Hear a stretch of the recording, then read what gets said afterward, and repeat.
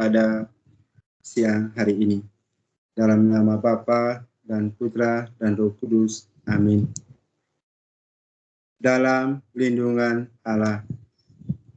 Orang yang duduk dalam lindungan yang maha tinggi dan bermalam dalam naungan yang maha kuasa akan berkata kepada Tuhan, tempat perlindunganku dan kubu pertahananku, Allahku yang ku percayai. Sungguh Dia akan melepaskan engkau dari jerat penangkap burung, dari penyakit sampar yang busuk. Dengan kapaknya Ia akan melindungi engkau, di bawah sayapnya engkau akan berlindung, kesetiaannya ialah perisai dan pagar tembok. Engkau tak usah takut kedahsyatan malam, terhadap panah yang terbang di waktu siang, terhadap penyakit sampar yang berjalan di dalam gelap, terhadap penyakit menular yang mengamuk di waktu petang. Walaupun 1000 rebah di sisimu dan 10.000 rebah di sebelah kananmu, tetapi itu tidak akan menimpamu. Engkau hanya menontonnya dengan matamu sendiri dan melihat pembalasan terhadap orang fasik. Sebab Tuhan ialah tempat perlindunganmu yang maha tinggi, telah kau buat tempat perteduhanmu. Malapetaka tidak akan menimpa kamu, dan tulah tidak akan mendekat kepada kemahmu. Sebab malaikat-malaikatnya akan diperintahkan kepadamu untuk menjaga engkau di segala jalanmu. Mereka akan menantang engkau di atas tangannya, supaya kakimu jangan terantuk kepada batu. Singa dan ular teduk akan kau langkai. Engkau akan menginjak anak singa dan ular naga. Sungguh hatinya melekat kepadaku, maka aku akan meluputkannya. Aku akan membentenginya sebab ia mengenal namaku. Bila ia berseru kepadaku, aku akan menjawab. Aku akan menyertai dia dalam kesesakan. Aku akan meluputkannya dan memuliakannya. Dengan panjang umur akan ku kenyangkan dia, dan ku perlihatkan kepadanya keselamatan daripadaku. Allah Bapa, Tuhan kami Yesus Kristus, selamat siang Bapa. Pada siang hari ini kami mengucap syukur dan berterima kasih kepadamu Bapa, karena Engkau senantiasa memberikan kami kesehatan, sehingga kami pada saat ini dapat berkumpul untuk mendengarkan firman-Mu.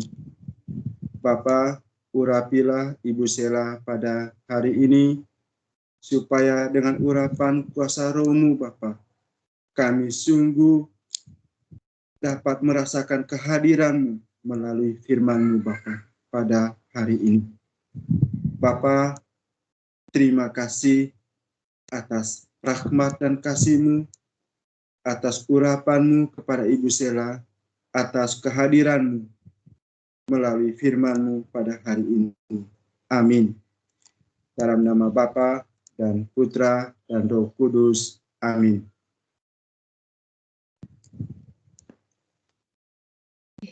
Thank you, Doni. Selamat siang, Bapak dan Ibu semuanya. Shalom. Senang ketemu lagi ya. Udah berapa minggu kita nggak ketemu. Walaupun masih online, tapi ya lumayan lah kita bisa ngobrol-ngobrol, kita bisa saling menguatkan, saling mendoakan di media ini. Oke, tema kita hari ini kan dipersatukan dalam kasih. Seperti ini ya, kita jadi manusia itu kan sering banget ngalamin gesekan-gesekan, terutama sama orang-orang yang dekat sama kita gitu. Makin dekat, makin rentan sama gesekan. Kenapa? Karena kalau orang udah deket, itu kan pasti saya ngarep dia ngertiin saya ngarepin dia ngertiin saya ngarep dia melakukan sesuatu untuk saya ngarep dia untuk bisa ngalah sama saya, seperti itu. Sedangkan dia juga ngarep gitu. Dia juga ngarep saya untuk ngertiin dia. Dia juga ngarep saya untuk bantu dia, gitu. Jadi karena deket itu tadi, jadi berani saling mengharap. Padahal nggak tentu apa yang diharapkan itu terjadi. Nggak tentu apa yang dipikirkan bisa didapat atau direncanakan itu nanti jalannya sama.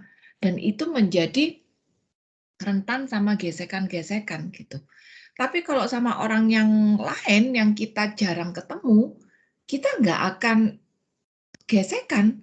Namanya juga jarang ketemu atau cuman ketemu di permukaannya aja.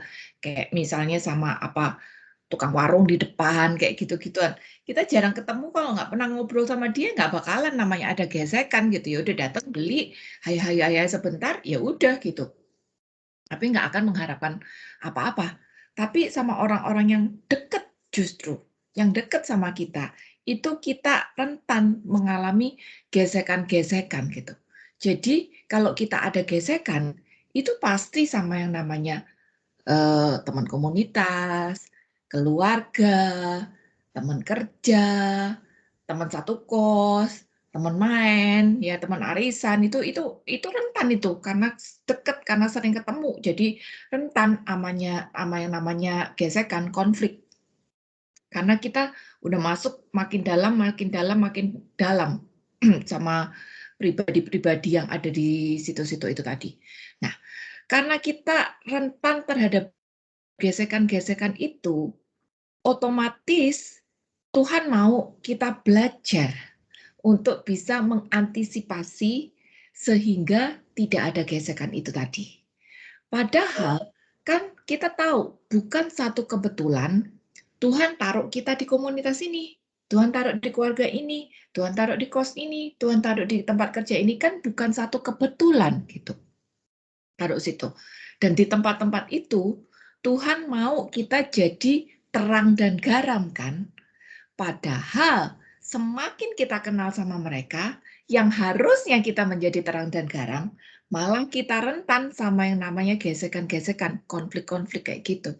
Nah, sekarang bagaimana kita bisa mengantisipasi hal itu agar kita tetap bisa menjadi terang dan garam, tapi kita tidak terjatuh pada konflik-konflik yang ada. Kalau hukum dunia akan bilang sama kita, udah deh, ya kerja aja di situ, ngekos aja di situ, tinggal aja di situ, tapi nggak usah peduli sama orang-orang di sekitarmu, jauh-jauh aja wangi. Ya kan, kalau orang dunia kan ngomong seperti itu, jauh-jauh aja wangi. Tujuannya biar apa? Males sama konfliknya nanti. Kalau udah makin kenal, bisa aja beda pendapat, lalu terjadi konflik, dan itu males. Maka orang dunia bilang, udahlah, kerja aja, urusan aja, nggak usah deket-deket, males sama konfliknya nanti. Tapi di dalam Alkitab kan nggak ada yang namanya hukum jauh-jauh aja wangi kan. Alkitab tetap suruh kita menjadi terang dan garam. Bahkan kalau kita baca apa yang dilakukan Yesus di dalam Alkitab, setiap kali dia pindah ke satu kota, dia selalu tinggal di tempat itu 2-3 hari lamanya. Baca deh. Setiap kali Yesus tinggal di satu tempat, dia selalu tinggal 2-3 hari lamanya. Dia tinggal di tempat itu. Kenapa? Karena dia mau mengenal orang-orang yang ada. Dan dia juga mau dikenal oleh orang-orang yang ada. Gitu. Jadi, harus mengenal lebih dalam. Nah, kita pun juga seperti itu.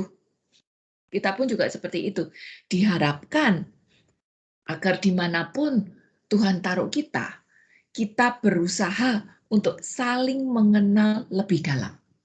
Kita berusaha untuk saling mengenal lebih dalam. Terlibat aktif di tempat dimanapun Tuhan taruh kita. Mau di komunitas kek, mau di kerjaan kek, mau di tempat kos kek, mau di mana aja lah. Diharapkan kita terlibat aktif di tempat dimanapun Tuhan taruh kita. Itu harusnya yang terjadi. Ya, walaupun itu ada risikonya. Ada risiko kita direpotin, ada juga risiko kalau kita tidak cocok sama orang lain, kita mengalami gesekan-gesekan. Nah, gesekan-gesekan yang ada itu biasanya terjadi karena cara pola pikir yang berbeda. Cara pola pikir yang berbeda gitu. atau keinginan yang nggak terpenuhi. Itu bikin ya namanya orang beda pendapat ya, bisa aja lah jadi berantem atau iri hati gitu. Bisa jadi berantem juga gitu. Dan itu seringkali kita lihat terjadi gitu. Tetangga A, tetangga B, kalau yang tinggal di komplek ya biasanya gara-gara parkir. Nah, gara-gara parkir aja satu nggak mau ngalah, berantem kan. Atau mungkin kalau di dalam komunitas ada yang merasa oh satu pakai Zoom, satu pakai Teams, itu bisa jadi konflik. Satu mau lagu A, satu mau lagu B, itu bisa jadi konflik. Atau yang sering dulu terjadi juga, oh di salah satu WhatsAppku, WhatsApp dengan teman-teman lama, itu akhir-akhir ini ada konfliknya kayak gini nih. Satu orang, ini grup ratusan ya, karena teman sekolah, mungkin 250 orang kali, full WhatsApp grupnya. Satu orang merasa pinter. Oh dia bilang, oh COVID harus begini, nanti vaksinnya harus begini, yang terbaik ini kalau ada apa terapinya seperti ini gitu. Padahal dia bukan dokter. Nah di grup itu juga ada beberapa teman yang dokter memang, praktek menjadi dokter. Dan para dokter itu bilang, enggak, harusnya kayak begini gitu. Nah si teman ini ngotot lagi, enggak, karena tetanggaku kayak gini, karena temanku kayak begini. Nah ini ngotot-ngototan, padahal cuma di WhatsApp grup doang. Nah kita kalau baca, lalu ikut komen, ini kan hati kayaknya kepengen kepancing juga. Nah, bisa jadi konflik juga kan. Gara-gara hal kecil kayak gitu, kita bisa konflik. Kenapa? Karena kita ada bonding, ada ikatan dengan orang-orang tersebut. Kalau orang lain mah bodoh aja. Kita bodohin banget memikir apa gitu. Tapi karena ada ikatan dengan orang-orang tersebut, nah kita jadi peduli. Dan sering kepedulian ini yang berbeda, kepedulian tapi beda pendapat, bikin kita gesekan-gesekan. Yang paling panas dulu kalau ingat zamannya kampanye, gara-gara satu pegang si A, satu lagi pegang si B, kalau ada komen di WhatsApp, wah itu bisa berantem kan? Sampai sering di dalam WhatsApp ditulis, oke, WhatsApp ini tidak mau bicara politik, WhatsApp ini tidak mau bicara kampanye. Kenapa? Karena hal itu bisa bikin orang berantem gitu. Nah, Bapak dan Ibu, bagaimanapun juga Tuhan nggak suka dengan yang namanya berantem. Tapi Tuhan izinkan perbedaan-perbedaan itu, gitu. Dan Tuhan mau kita berelasi makin dalam sama orang. Karena harusnya tugas kita itu menjadi terang dan garam. Nggak mungkin kita bisa menjadi terang dan garam kalau kita tidak membangun relasi dengan orang. Jadi relasi harus dibangun, walaupun ada resiko perbedaan pendapat, tapi kita harus bisa berproses dengan keadaan sehingga apapun yang terjadi, kitanya tetap adem. Amsal 27 ayat 17.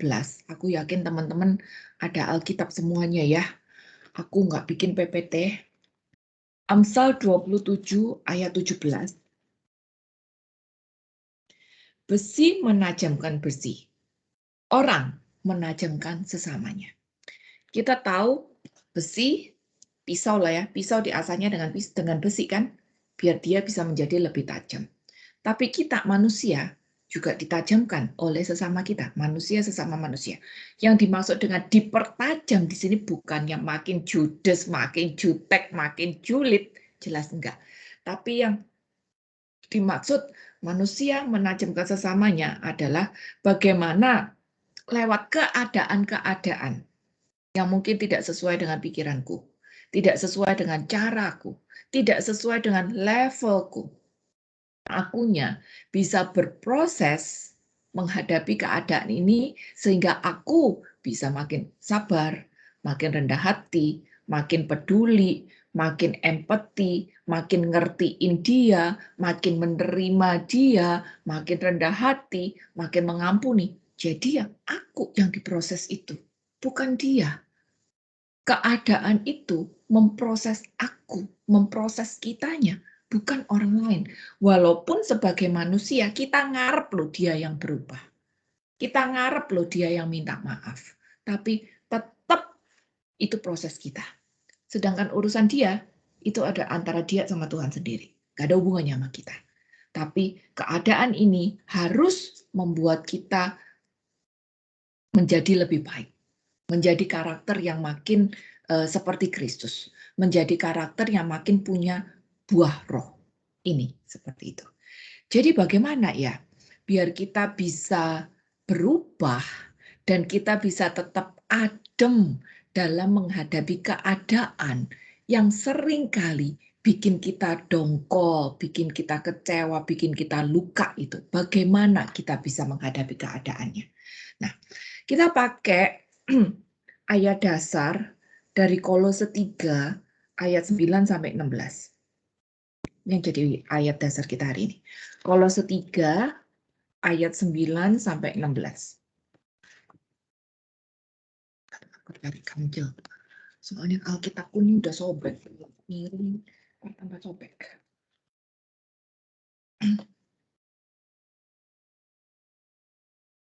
Oke, jangan lagi kamu saling mendustai, karena kamu telah menanggalkan manusia lama serta kelakuannya, dan telah mengenakan manusia baru yang terus-menerus diperbaharui untuk memperoleh pengetahuan yang benar menurut gambar kaliknya. Dalam hal ini, tiada lagi orang Yunani atau orang Yahudi, orang bersunat atau orang tak bersunat, orang barbar atau orang Skit, budak atau orang merdeka.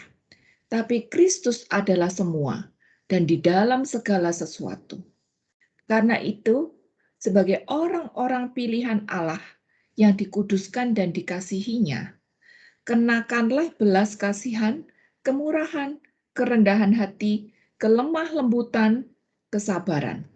Sabarlah kamu seorang terhadap yang lain, dan ampunilah seorang akan yang lain.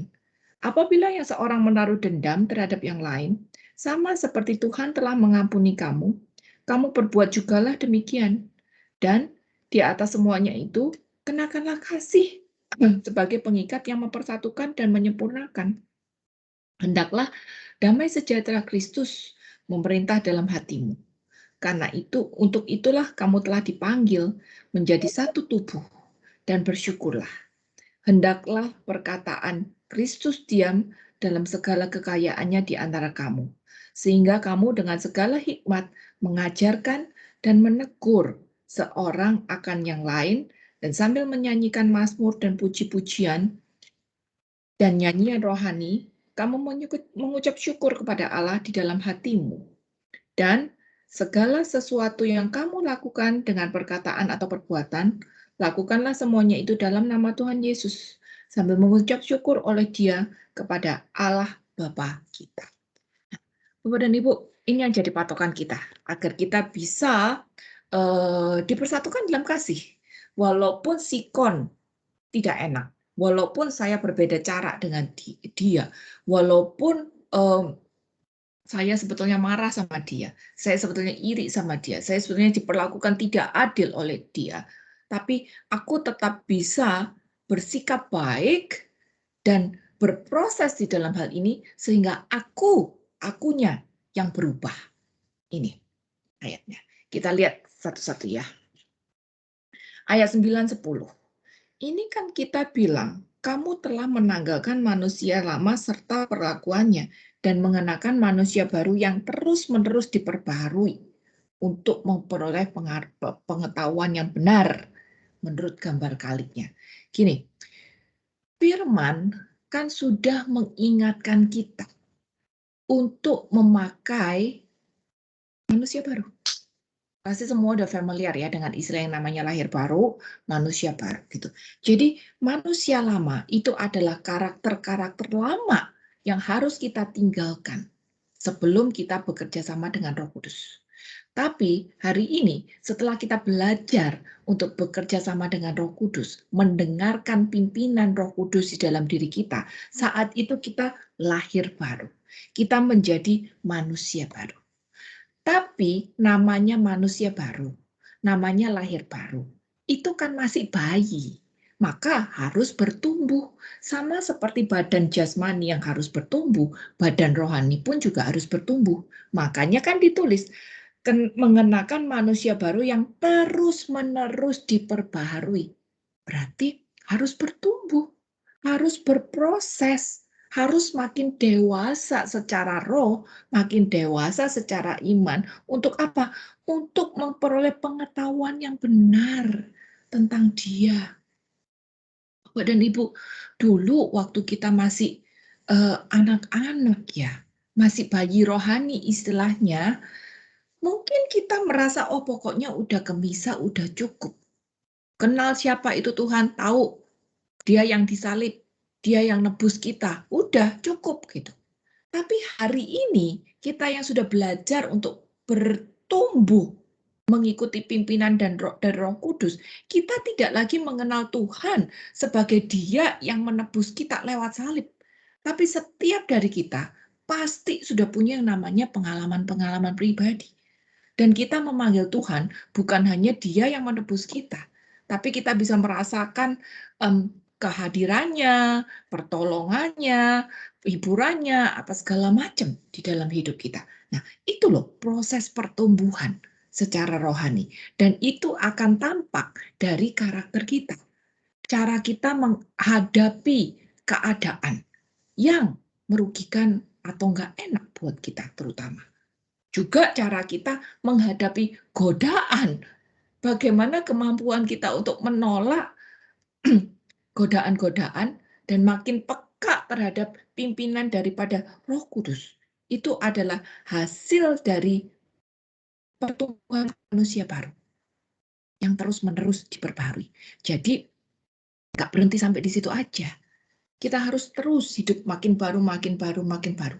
Diperbaharui secara konstan. Dan kita tahu lahir baru itu bukan berarti cuma aktif atau hadir di dalam komunitas, tapi juga berarti kita bersedia dibentuk oleh firman.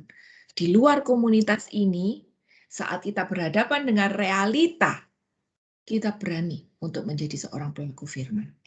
Berarti juga kita punya jam doa pribadi. Kita punya relasi pribadi dengan Tuhan. Kita punya gaya hidup yang sesuai dengan kebenaran. Gaya hidup yang sesuai dengan kebenarannya. Makanya dibilang ya, Christianity itu bukan agama, tapi Christianity itu adalah gaya hidup. Makanya sebagai manusia baru yang mau untuk terus-menerus diperbarui, kita harus buka hati untuk mau diubahkan, mau diubah. Berarti apa? Punya hati yang mau dinasehati. Punya hati yang mau dinasehati. Nggak sombong, nggak merasa paling benar, nggak merasa paling ngerti, nggak merasa paling bisa gitu ya. Pokoknya punya hati yang mau dinasehati aja dah. Punya kerendahan hati. Dan itu terpancar. Itu terpancar. Mungkin nggak kelihatan, tapi terpancar. Terpancar. Dan itu pancaran itu ditangkap sama orang-orang di sekitar kita. Ini coba Kolose diganjelin. Kita lihat Efesus 4 ayat 23. Efesus 4 ayat 23.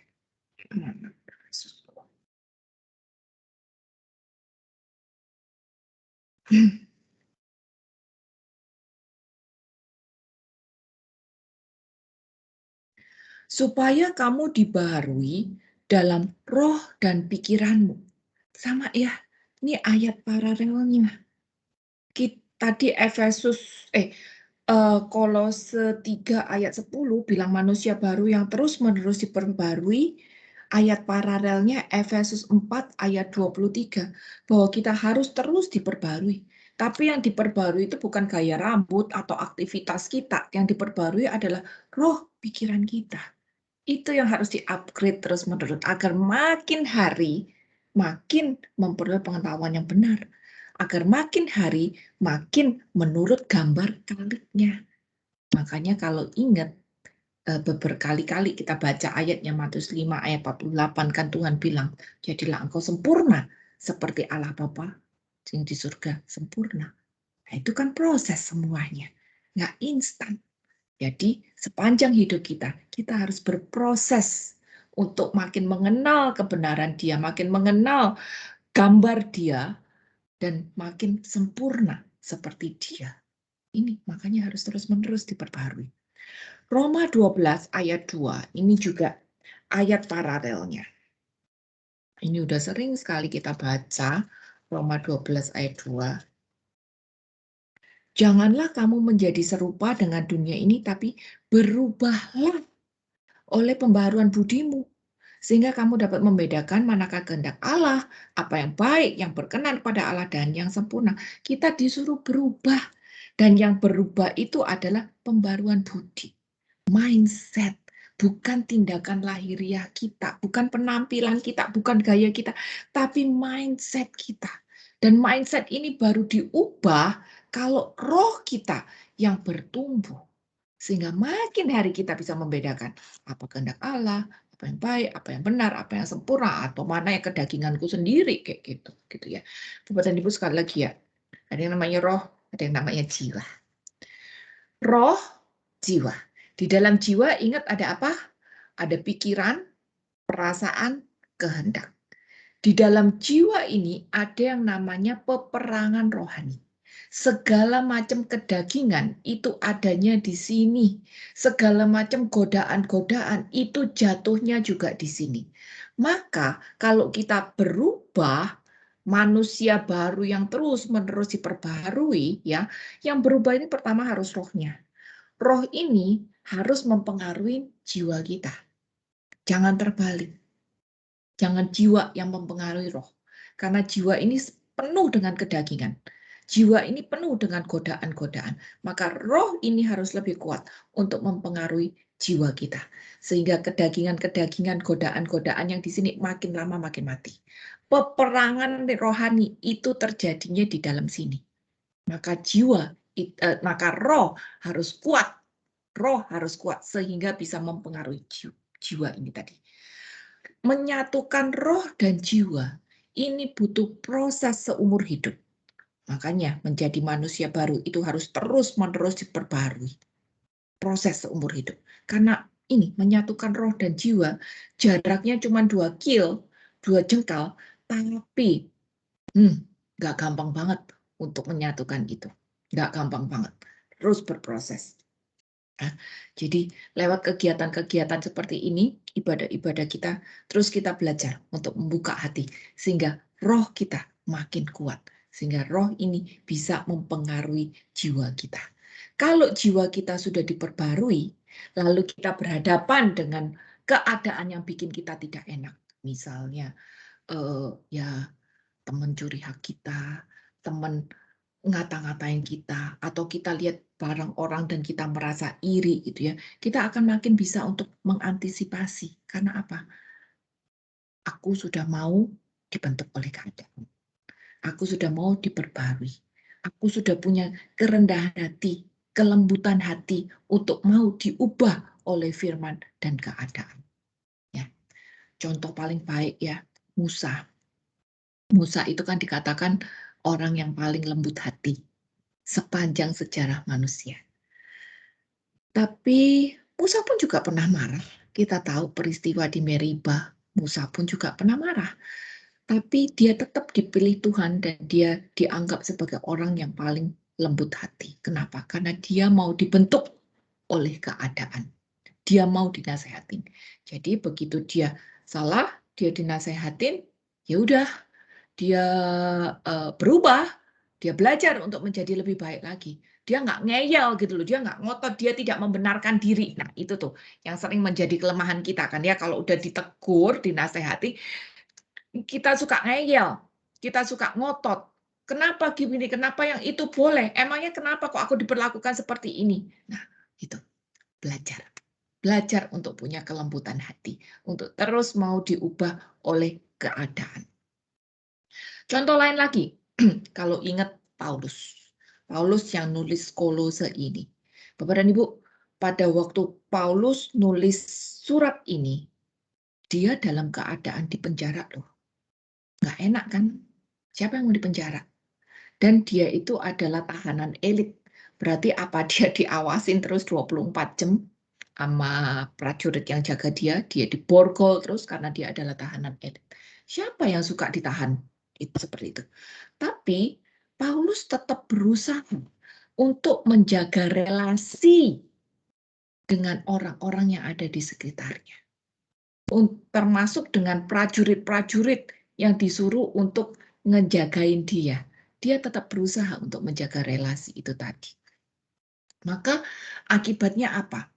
Selama beberapa tahun Paulus di penjara, akibatnya ada beberapa orang prajurit Roma yang malah jadi percaya sama Tuhan Yesus. Sambil Paulus menulis setengah dari kitab perjanjian baru ini tadi untuk jemaat-jemaat Tuhan yang baru lahir di masa itu. Lihat betapa luar biasanya Paulus. Padahal kalau Paulus mau, dia bisa loh nelongso ya, bilang, Tuhan, aku udah ikut kamu, aku udah lepasin kekayaan, aku udah lepasin jabatan, kok malah dapatnya penjara, kok malah diborgol 24 jam, bukannya aku yang udah ngerti segala macam disuruh khotbah untuk cerita tentang engkau, kok malah di penjara. Paulus bisa aja nelongso gitu kalau dia mau, tapi dia nggak lakukan itu. Justru lewat keadaan yang tidak enak ini, dia mau dibentuk, dia mau diproses, dan dia tetap menjaga relasi, termasuk dengan orang-orang yang menjadi musuhnya pada saat itu. Nah, bagaimana dengan Anda sendiri ya? Aku nggak tahu situasi apa yang hari ini Bapak dan Ibu alami, teman-teman alami sekarang ya. Apakah ada relasi yang perlu diperdalam untuk mengenal lebih dalam seperti yang Tuhan mau, tapi kita males untuk lakukan itu karena tahu nanti buntutnya bakal tidak enak? Atau ada juga perasaan-perasaan konflik-konflik yang sudah terjadi dan kita tidak mau untuk berekonsiliasi? Nah, lewat kitab Kolose ini kita belajar agar kitanya dulu yang diubahkan. Sehingga rencana Tuhan untuk tempatkan kita menjadi terang dan garam digenapi. Kita menjadi terang dan garam di tempat itu, relasi kita makin dalam dengan orang, tapi kita bisa menahan diri juga untuk bisa memperbaiki diri sendiri. Jadi Bapak dan Ibu, memang banyak sikon ya yang tidak enak, yang sebetulnya terjadi di antara relasi-relasi kita yang ada. Tapi kalau Musa tidak pernah meninggalkan bangsa Israel walaupun dia udah gondok setengah mati. Paulus tidak pernah marah dengan orang Roma, prajurit Roma, atau juga dengan jemaat Tuhan pada waktu dia dalam keadaan sesak. Itu karena Musa dan Paulus punya fokus di dalam hidupnya. Fokusnya apa? Untuk menyelesaikan misi Tuhan di dalam dia. Menjadi terang dan garam. Ya, mereka punya fokus yang jelas. Menjadi terang dan garam seperti yang Tuhan mau. Hari ini juga, Tuhan juga punya misi yang sama terhadap hidup kita. Dia tetap mau kita menjadi terang dan garam. Walaupun apa yang kita hadapi itu tidak enak, merugikan, menyakitkan. Tapi tetap kalau kita mau menang seperti Paulus dan Musa, nggak mutung di tengah jalan, pastikan fokus kita. Roh kuat, jiwa fokus. Aku mau menjadi terang dan garam di tempat di mana Tuhan taruh aku. Maka aku harus bisa memperdalam relasi, walaupun ada resiko perbedaan cara, perbedaan pikiran yang bisa menjadi pemicu dari konflik-konflik di dalam hidup. Ya, nah kita mungkin mikirnya sederhana aja dalam ini. Kalau kita bisa baik sama orang untuk misalnya jualan makanan, kayak jualan ini atau ngajak apa gitu ya. Kalau kita bisa baik sama orang untuk jualan sesuatu, kenapa kita nggak bisa baik sama orang demi ngajak, demi marketingin kerajaan surga? Gitu aja deh mikirnya. Kayak lebih sederhana. Kalau kita bisa baik-baik sama orang untuk jualan sesuatu, kita juga bisa baik-baik sama orang demi marketingin kerajaan surga. Jadi bagaimana biar aku bisa betah baik-baikin sama orang yang sudah merugikan aku, nyakitin aku, mencuri aku, berbeda cara dengan aku. Caranya bagaimana? Akunya yang berubah dulu. Balik lagi ke ayat, menjadi manusia baru yang terus-menerus diperbarui. Akunya yang berubah lebih dahulu.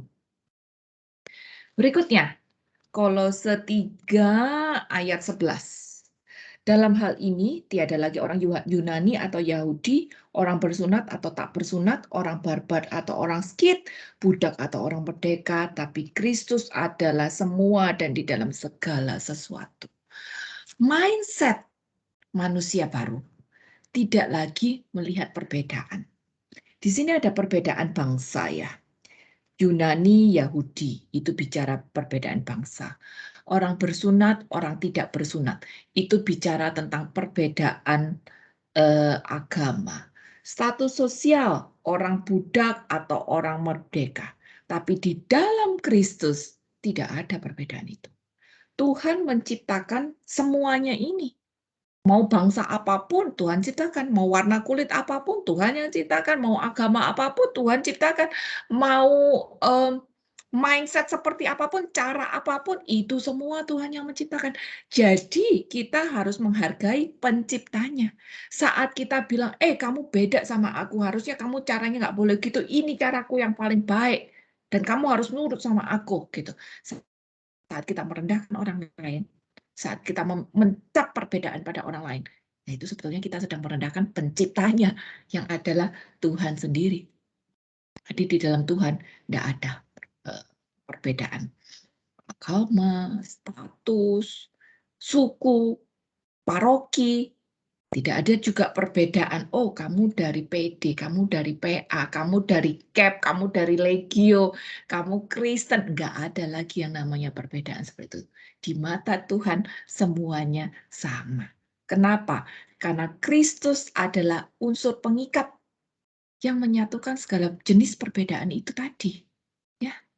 Dan semua perbedaan itu tadi bisa disatukan kalau yang ada di dalam mindset dan hati kita adalah kasih Kristus.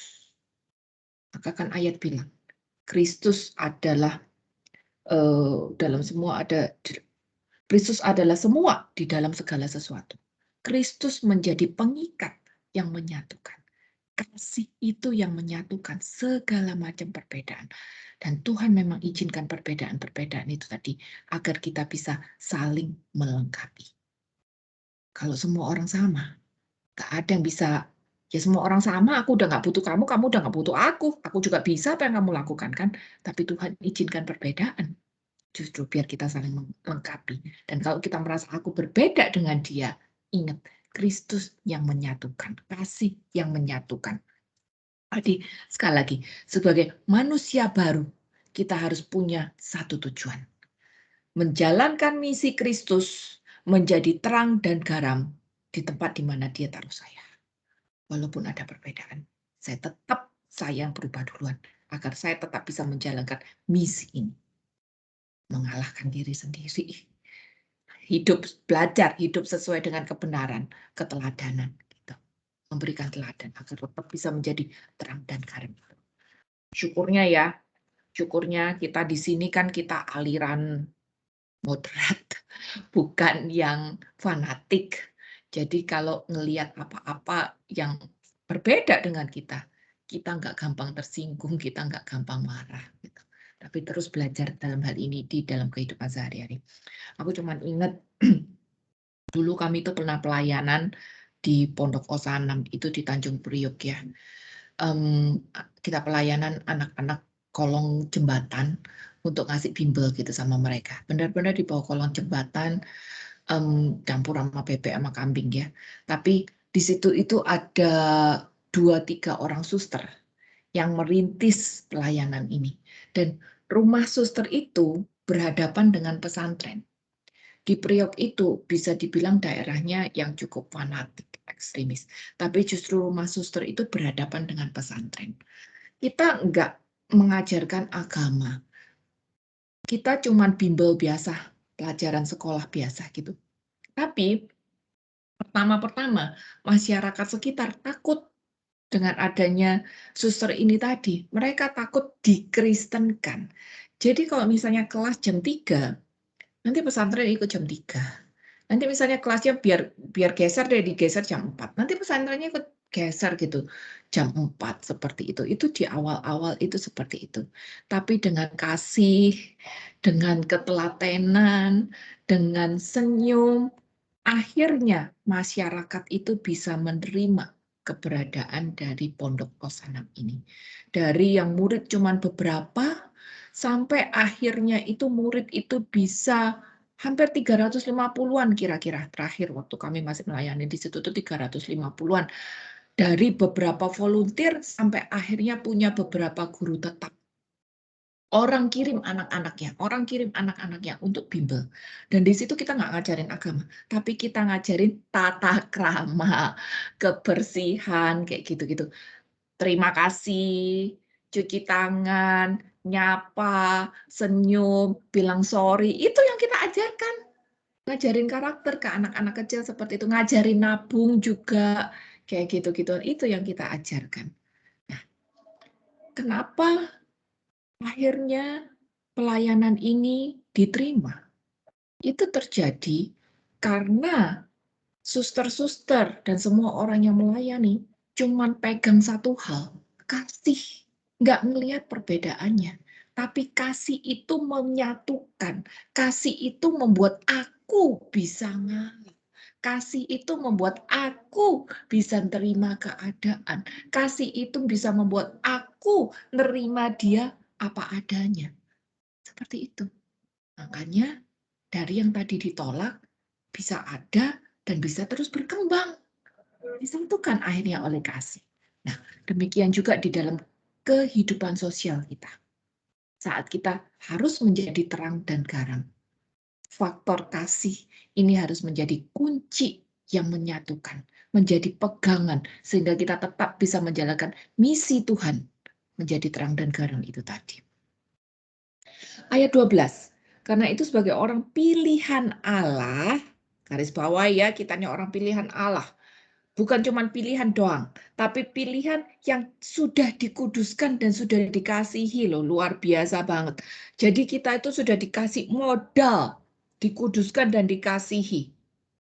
Nah, karena kita sudah dikasih modal, bukan cuma dipilih doang, kasih modal, dikuduskan dan dikasih, kitanya yang harus pakai modal itu. Udah dikasih modal kan, dikuduskan dan dikasih, maka pakai modal itu, kenakan belas kasihan, kemurahan, kerendahan hati, kelemah lembutan, kesabaran, gitu-gitu. Ya, pakai modal itu yang sudah dikasih sama kita, sehingga kita tidak gampang berkonflik sama orang kalau kehendakku tidak terjadi. Kalau aku tidak bisa, kalau aku berbeda dengan dia lebih tinggi atau lebih rendah daripada aku tetap bisa nerima perbedaan-perbedaan itu. Kalau dia tidak melakukan hal-hal yang tidak berkenan di mataku, aku tetap bisa nerima dan mengampuni. Kalau dia tidak bertanggung jawab terhadap mungkin tugas yang sudah diberikan, aku tetap bisa nerima, mengampuni. Kalau dia mencuri hakku, menyakitin aku tetap bisa juga mengampuni gitu. Jadi pakai modal itu tadi yang Tuhan berikan. Karena kita ini orang pilihan. Kita ini orang pilihan yang sudah dikuduskan, dikasihi. Dan kok kita udah dipilih secara eksklusif, dikasih modal kekudusan dan kasih ya, kasih ini tadi kan banyak sekali extension-nya. Kasih itu berarti bisa murah hati, kasih itu berarti bisa rendah hati, kasih itu berarti bisa lemah lembut, kasih itu bisa berarti sabar, ya. Kasih itu bukan cuma berarti memberi loh. Kasih itu bisa mengampuni, bisa murah hati, bisa rendah hati dan sebagainya, ya. Nah, kita sudah dikasih modal itu, pakai. Kalau hari ini Anda ditempatkan di dalam satu wadah yang sebenarnya nggak enak buat kedagingan kita, ya. Tapi Tuhan sudah kasih kita modal untuk menghadapi keadaan itu. Makanya kita yang harus berubah duluan, sehingga modal yang Tuhan berikan kepada kita bisa makin maksimal dipakainya untuk mengubah aku dulu, baru memberi dampak pada sesama. Jangan mimpi kehidupan kita itu bisa menjadi dampak bagi sesama kalau sayanya nggak berubah. Kalau orang cuma lihat kita, oh doa-doa doang, ibadah-ibadah doang gitu ya, tapi mulutnya pedes, tetap cuek, tetap marah sama keadaan, ya berarti ibadah itu belum ada dampaknya buat diri kita. Ibadah itu pasti memberi dampak untuk diri sendiri. Setelah memberi dampak untuk diri sendiri, baru bisa berdampak pada orang-orang di sekitar. Jadi terang dan garam. Jadi pakai modal itu tadi. Sayanya berubah sehingga saya bisa pakai modal yang Tuhan sudah percayakan untuk kita. Ya. Jadi jangan berpikir, oh orang itu harus nurut aku. Dia harus sama seperti aku. Enggak. Tuhan memang menciptakan kita berbeda untuk saling melengkapi. Tapi justru di dalam perbedaan itu diharapkan kitanya, sayanya dulu yang bisa bertumbuh makin dalam kasih. Sayanya berubah agar saya bisa ngertiin orang lain. Singkat kata, jangan pernah minta ngertiin aku. Singkat katanya begitu, jangan pernah minta ngertiin aku. Tapi aku yang harus belajar ngertiin dia. Gampang nggak ngertiin orang lain? Gampang nggak? Tapi kita pasti bisa kalau pakai modal kasih itu tadi. Aku ingat ya, anakku baru cerita, dia baru pergi dan dia nginep di rumah temannya SMA. Nginepnya cuma 2 hari gitu. Tapi dalam nginep 2 hari itu, dia bisa ngomong, aduh ini anak begini, begini, begini, begini. Sesuatu yang tadinya nggak kelihatan pada waktu mereka ya sahabatan namanya SMA, tapi nggak pernah tinggal bareng ya. Tapi begitu nginep 2 hari aja, dia bisa tahu, wah ini anak bosi, ini anak ngatur teman satu rumahnya itu dimanfaatin sehingga dia yang harus membeli semua keperluan rumah kayak gitu-gituan. Ini anak yang cerita sama aku. Nah, Bapak dan Ibu tadi kan udah dibilang di awal. Kalau Tuhan mau kita mengenal orang lebih dalam, tinggal 2-3 hari. Ya jelas kita nggak harus nginep di rumah orang ya, ini cuma arti harafiah doang ya. Tapi kita harus mengenal lebih dalam. Saat kita mengenal lebih dalam, kita bisa melihat boroknya orang lain, tapi orang lain juga bisa melihat boroknya kita.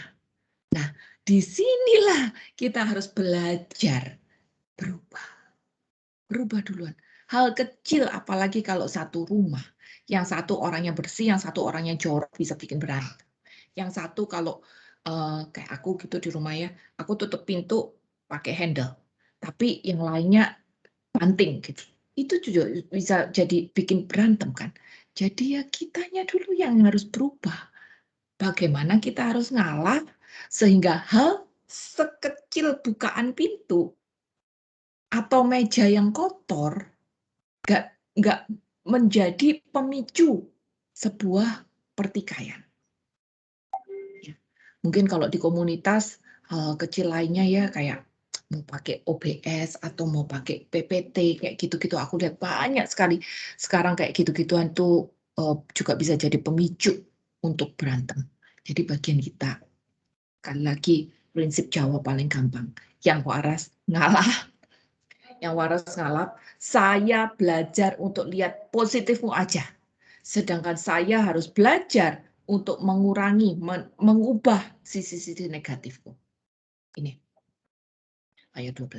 Saya harus belajar untuk melihat positifnya dia aja, sedangkan aku harus belajar untuk mengurangi negatifnya. Ini baru bisa terjadi kalau kita mengenakan kasih itu tadi. Ayat 13. Sabarlah kamu seorang terhadap yang lain dan ampunilah seorang akan yang lain. Apabila seorang menaruh dendam terhadap yang lain, sama seperti Tuhan telah mengampuni kamu, kamu perbuat jugalah demikian. Ini bukti. Sabar, ampuni. Ini bukti kalau kita mengenakan kasih. Bisa sabar, bisa mengampuni. Itu bukti kalau kita mengenakan kasih. Nah, kita sabar, kita mengampuni, walaupun kecewa ya, walaupun ada sakit sedikit ya dari kitanya, tapi kita kasihkan rasa nggak nyaman kita itu tadi sebagai sebuah persembahan hati. Walaupun mungkin kita direndahkan harga dirinya, walaupun kita harus melepas hak-hak kita, walaupun kita harus ditekan di dalam kehidupan, tapi di situ kita belajar untuk rendah hati, berkorban, mengampuni sebagai bukti kalau saya ini memang hidup di dalam kasih. Itu aja. 1 Yohanes 4 ayat 8 ya. 1 Yohanes 4 ayat 7 dan 8. Saudara-saudaraku yang kekasih, marilah kita mengasihi, sebab kasih itu berasal dari Allah. Dan setiap orang yang mengasihi, lahir dari Allah dan mengenal Dia. Barang siapa tidak mengasihi, ia tidak mengenal Allah. Sebab Allah adalah kasih. Allah adalah kasih. Kita udah apal itu. Tapi kita disuruh pakai kasih itu tadi. Ayat 16 diulang juga. Allah adalah kasih. Dan barang siapa tetap di dalam kasih, ia tetap berada di dalam Allah dan Allah di dalam dia. Bapak dan Ibu, mengenakan kasih itu bukan berarti saya bikin acara, saya berbagi sesuatu, kayak gitu-gituan kan? Enggak. Tapi berarti kita harus berkorban, mengampuni, bisa merendahkan diri, bisa melepaskan hak-hak, kayak gitu-gituan. Itu bukti kalau kita mengenalkan kasih. Jadi sekarang cek diri sendiri lagi. Adakah orang-orang di sekitar kita yang aku sebelin, yang mungkin sampai hari ini aku belum mau nyapa dia lagi? Nah, mungkin sekarang waktunya kita menyapa, walaupun lewat WhatsApp, lewat apa, tapi kita sapa duluan. Jangan sampai menjadi berkepanjangan. Orang bilang kita aktivis, orang bilang kita belajar doa, apa segala macam. Kok nggak mau mengampuni, nggak mau nyapa setelah walau sudah sekian lama nggak mau nyapa, tetap jutek mukanya. Coba kita introspeksi diri sendiri aja lebih dahulu, ya. Berikutnya ayat 14. Dan di atas semuanya itu kenakanlah kasih sebagai pengikat yang mempersatukan dan menyempurnakan. Sama juga, ada saatnya kita, ya walaupun belum tentu kita yang salah, ya tetap aja kita tetap harus jaga relasi yang baik. Dan kita dimampukan untuk lakukan itu karena kita punya kasih itu tadi. Ingat, tugas kita itu jadi terang dan garam. Dan nggak mungkin kita jadi terang dan garam kalau kita nggak mau nyapa orang. Kalau kita nggak mau mengampuni, kalau kita nggak mau sabar, kalau kita nggak mau nerima dia apa adanya, dengan segala macam kebodohan, dosa-dosa, kelemahan dia, kita tetap harus belajar untuk terima dia. Kalau kita udah lakukan itu, ayat 15 terjadi. Hendaklah damai sejahtera Kristus memerintah di dalam hatimu. Karena untuk itulah kamu telah dipanggil untuk menjadi satu tubuh. Jadi Bapak dan Ibu, menjadi pelaku firman, hidup di dalam kasih sekali lagi bukan tentang saya sudah menjadi aktif atau saya sudah memberi sesuatu, enggak. Tapi tentang bagaimana saya bisa menjalin relasi dengan sesama lebih dalam lagi. Walaupun saya disakiti, dirugikan, dan segala macam. Berikutnya, hendaklah perkataan Kristus diam dalam segala kekayaannya di antara kamu, sehingga kamu dapat dengan segala hikmat mengajar dan menegur. Mengajar itu bukan menggurui ya, tapi mengajar itu memberi contoh hidup di dalam keteladanan. Itu cara kita mewartakan sabda Tuhan, melakukan tugas perutusan kita dengan menunjukkan teladan hidup kita bagi orang-orang di sekitar kita. Kita nggak mungkin ngajarin orang dengan omongan doang kalau tindakan kita tidak sesuai. Jadi cara kita ngajarin orang adalah dengan keteladanan. Lebih powerful kita punya keteladanan hidup daripada cuma sekedar omong doang. Kalau kita punya keteladanan hidup, maka kalau kita negur pun, negurnya itu pakai hikmat, dengan kelembutan hati, bukan dengan amarah. Negur orang nggak apa-apa kalau dia salah. Tapi dengan kelembutan hati, bukan dengan amarah. Sehingga ada istilah kerennya, kuasa dan wibawa surga menyertai apa yang kita tegurkan itu tadi. Kalau amarah, itu mah emosi namanya. Nggak akan menghasilkan apa-apa, malah berantem. Tapi kalau kita hidup di dalam keteladanan, lalu kita melihat orang yang salah, kita tegur dengan bahasa yang enak, dengan kata-kata yang benar, dengan hikmat, itu ada powernya, bukan dengan amarah. Dan walaupun keadaan tidak bagus, kita bisa tetap menyanyikan mazmur, puji-pujian, nyanyian rohani, mengucap syukur pada Allah. Tuhan kan bilang 1 Tesalonika 5 ayat 16-17, 18, bersukacitalah senantiasa, bersyukurlah, tetaplah berdoa. Kita bukan bersukacita, bersyukur, Tuhan terima kasih aku punya masalah, Tuhan terima kasih aku berantem dengan teman kosku, Tuhan terima kasih aku berantem dengan keluargaku, kan jelas nggak begitu. Tapi walaupun ada perbedaan, walaupun ada hal yang tidak sempurna, tapi kita tetap punya damai Tuhan, ketenangan di dalam menghadapi keadaan, itu yang kita ucapkan syukur. Jadi bukan bersyukur atas masalah, tapi bersyukur di dalam keadaan ini. Aku tetap punya kekuatan. Aku tetap bisa mengenakan kasih. Aku tetap bisa sabar hadapin dia. Aku tetap bisa ampuni dia. Itu yang kita syukuri.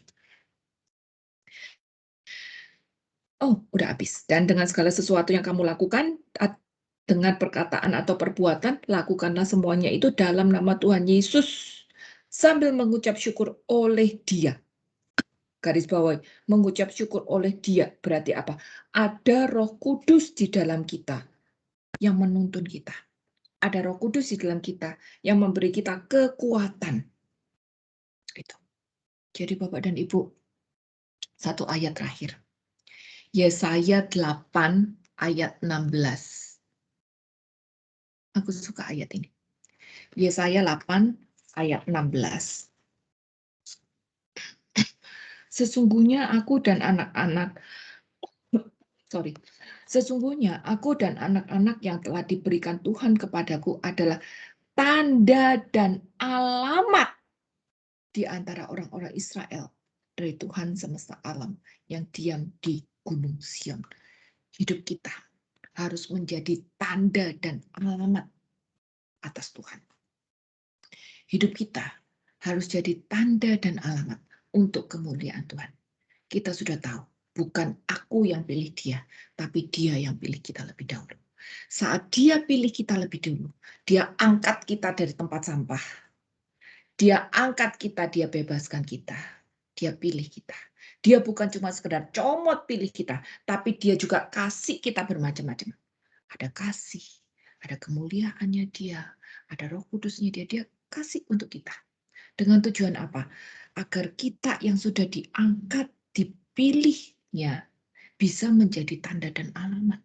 Bisa menjadi terang dan garam di tempat di mana Tuhan tempatkan kita. Di tempat di mana Tuhan utus kita, tanam kita. Kita jadi berkat di situ. Dan untuk bisa menjadi berkat di situ, saya harus pakai modal yang Tuhan udah sediakan tadi, kasih, kekudusan, ya, pakai modal itu untuk mengubah diri sendiri lebih dulu. Dan keadaan-keadaan yang tidak enak, ini adalah sarana yang bisa kita pakai untuk mengubah diri sendiri lebih dahulu. Setelah kita berproses pelan-pelan mengubah diri, baru hidup kita makin lama makin menjadi teladan dan memberi dampak bagi orang-orang di sekitar. Nah, di situ orang akan mulai melihat, yes, hidup kita sudah menjadi tanda dan alamat. Keadaan yang berbeda tidak membuat kita berkonflik, tidak membuat kita males nyapa dia, tidak membuat kita jutek dan lari dari dia, tapi keadaan yang berbeda. Tetap bisa kita hadapi dengan cool, dengan tenang, karena kita tidak apa-apa. Karena kita melihat keadaan dari sudut pandang yang berbeda. Dan itu hanya karena kasih Tuhan yang mempersatukan. Semoga menjadi berkat dan menjadi pegangan hidup kita untuk menghadapi realita yang ada hari ini. Tuhan Yesus memberkati. Thank you. Aku